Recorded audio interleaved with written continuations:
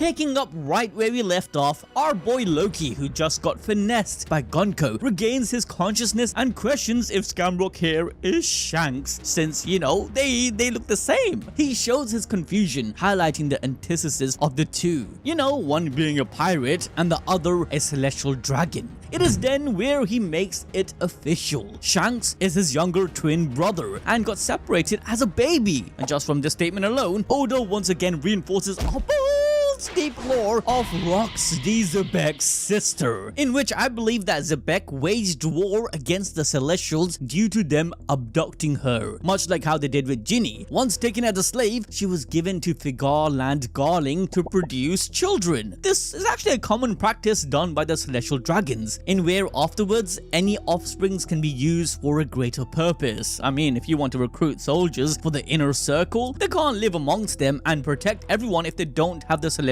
blood. Some of them are then fed extremely rare devil fruits and pushed to join the God's Knights. Kuma's bae Ginny had this happen to her as well, with Bonnie being born and then given an extract of the Toshi Toshi no Mi devil fruit. However, much like her mother Ginny, 38 years ago, Zebek's sister also tried to save her children. Once Zebek heard about her whereabouts, he attacked God Valley. Though he kind of failed in his rescue mission, the incident gave her the opportunity to save Shanks from the clutches of the Celestial Dragons by placing him in a treasure chest in which he was later found by Roger's crew. Now, leaving ABD canon aside, in chapter 1138, Shamrock reveals that Shanks had once returned to Marijoa, but had already taken a liking to the filthy lower world below, which pretty much confirms that before surrendering to the world government, Roger told Shanks of his true origins, belonging to the very same group of people that pirates like them despise, hence contributing to young Shanks' iconic breakdown. This information likely pushed him to return to Marijoa to confirm it, but seeing his family, he knew he was from a different cloth, and everything that he had heard about them was true. They were nothing below despicable. Now, we've seen a similar case like this before with Duffy, although it's kind of an inverse. However, unlike Shanks, he was shunned away due to his father renouncing their noble status. The idea of the sin of the father being passed to the child is very prominent. Likewise, the opposite is true as well. Hence, Shanks' father's status of being a renowned and famous figure was also passed on,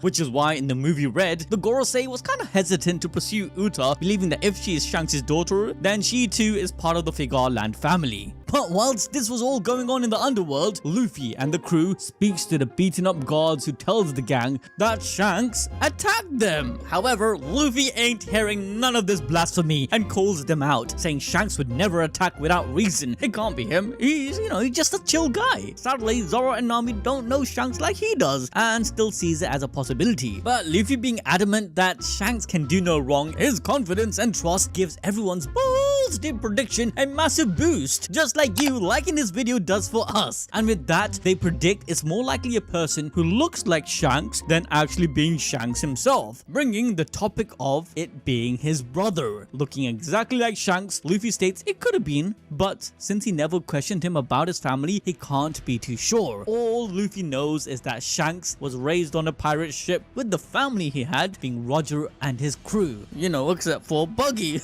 Hey, come on, chill Luffy. We all know that Buggy and Shanks are actually true brothers. I guarantee you by the end of the series, Buggy would either weep for Shanks if he dies or fight trying to protect Shanks. But leaving that aside, at the same time whilst the family of Shanks is being mentioned, Oda decides to illustrate the mysterious lurking man we have seen throughout Elbaf, the same man that we saw in chapter 631 who was chilling with Crocus. And yep, he has reached the castle where the crew is at. Now come on, it's obvious who it is. The missing Roger pirate, Scupper Gaban. Hence Oda purposely placing him between Luffy's speech about the Roger pirates. His entrance is perfectly coinciding with Shanks' lore, where Gaban might explain what exactly happened in God Valley and then clear Shanks' name. As we stated before, Gaban was essential in helping Shanks throughout his journey and probably even gave the idea to steal the Nika fruit. So staying in Shanks' home territory, or vice versa, where Shanks could have made Elbaf his territory because of Gaban, would would make the most sense. I also already explained why Gaban dons a Wano Kuni Kasa hat, as it represents his respect to Odin and how he couldn't do anything for him, so he wears it in his memory. Gaban is also likely the man who married Ripley and the father of Colon. Then let me know down below, smash the like button and watch this video for more peak fiction.